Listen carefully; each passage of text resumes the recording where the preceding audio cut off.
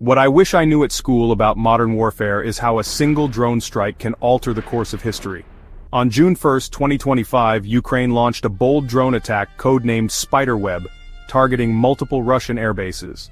The assault destroyed or damaged 6 Tu-22M3 backfire C bombers, critical assets of Russia's strategic bomber fleet.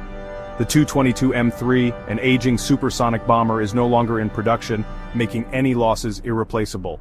This attack rendered 34% of Russia's strategic cruise missile carriers inoperative, significantly diminishing their capacity for long-range strikes. Financially, the damage is estimated at $7 billion. Strategically, the impact is profound, forcing Russia to rethink its defenses and exposing vulnerabilities in its aging fleet. Ukraine's President Zelensky hailed the operation as absolutely brilliant, while Russia vowed retribution. The ripple effects of this strike will be felt for years, fundamentally altering the dynamics of the conflict.